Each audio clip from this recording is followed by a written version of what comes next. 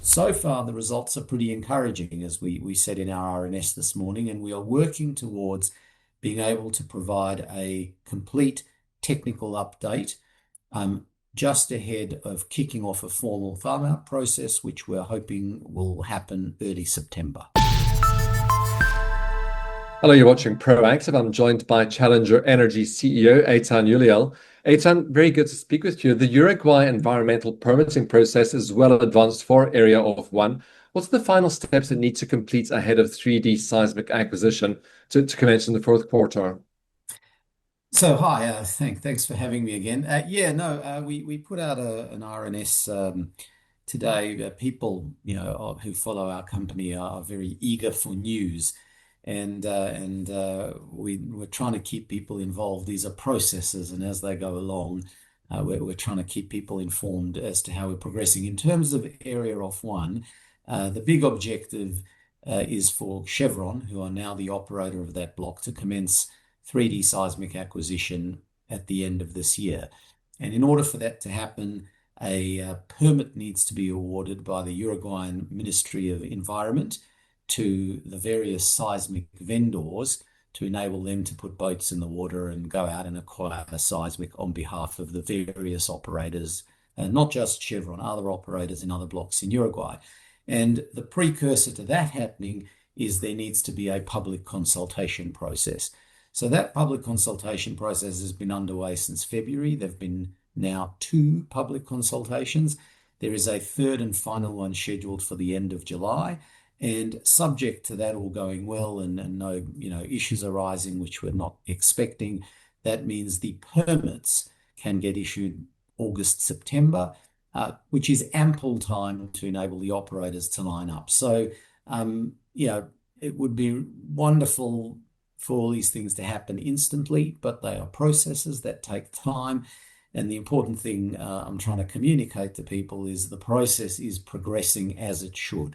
Public consultations almost complete, leading to a permit, leading to the operators being able to contract with the seismic vendors, leading to seismic acquisition. And timeline-wise, it's pretty much as advertised. We've been saying the same thing for a long time, so everything's on track for seismic to kick off end of the year. What does this mean for future well drilling decisions at Area of One? Well, seismic, 3D seismic is pretty central, pretty critical to making a well drilling decision. Again, the decision to proceed to drilling a well rests with the operator in this case now being Chevron, who became operator after we farmed out an interest in the block to them last year. So it will be their decision to make.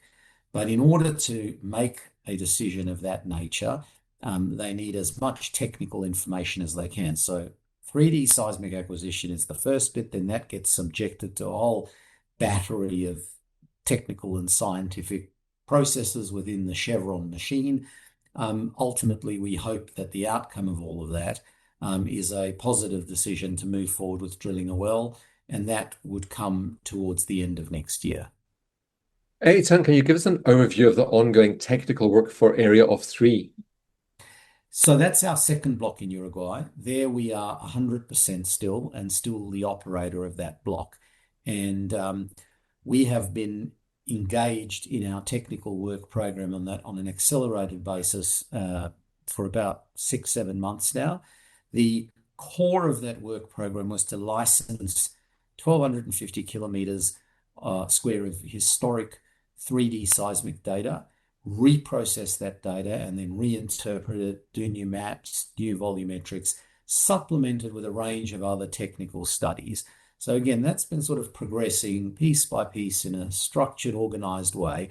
Where we are as of today is the reprocessing has been completed. A number of the supplementary technical studies have also been completed, and those have all now come back to us, and we're right in the middle of engaging in the AVO attribute analysis, and then in interpretation, mapping, volumetrics.